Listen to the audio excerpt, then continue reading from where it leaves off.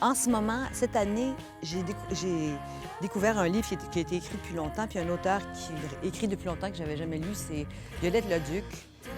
La bâtarde, c'est une autobio, une autofiction. C'est dans les On la considère comme une des premières à avoir écrit sur elle comme un récit.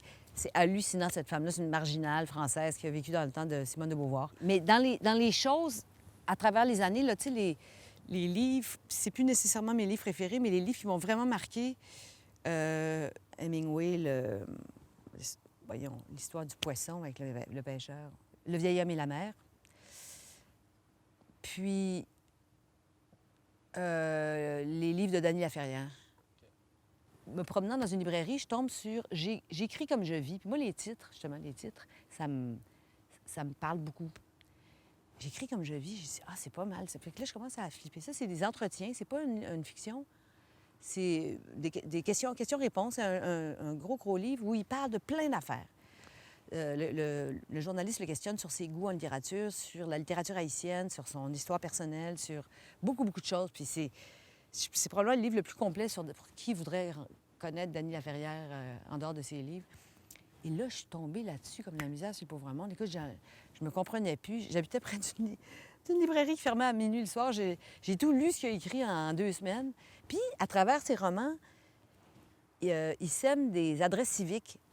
Comment faire l'amour avec un ex sans se fatiguer, ça se passe au 36-21 ou 36-71 Saint-Denis. Puis là, je fais, allez voir si c'est vrai, tu sais. C'est peut-être une adresse inventée. Je m'en vais sur Saint-Denis, je vois ça, 36-21. Puis je vois que c'est comme des maisons de chambre, là, tu sais, une espèce d'appartement. Puis je me dis, ça se peut très bien que l'histoire décrite se soit passée là.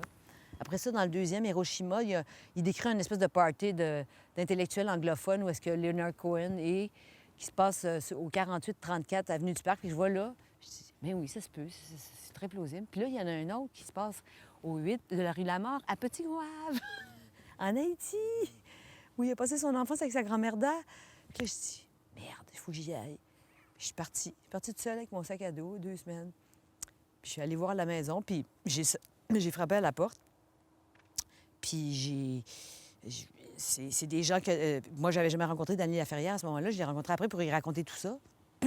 Fait que je suis entrée dans la maison qu'il décrit dans ses romans. Tu sais, c'est complètement fou, la fiction-réalité. Puis je suis allée, comme il le décrit dans L'énigme du retour, je me suis dit, tant qu'être ici, je vais cueillir des fleurs sauvages, puis je vais aller fleurir la tombe de sa grand-mère, qui est tellement sympathique, comme il l'a décrit, avec tellement de tendresse.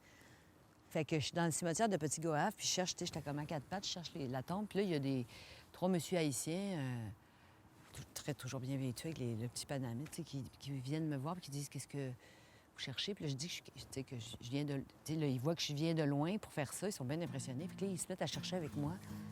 Puis partout, on trouve pas. Puis là, ils disent, mettez-les n'importe où, ça va se rendre. Vaudou, tu sais. Mettez-les n'importe où, ça va se rendre.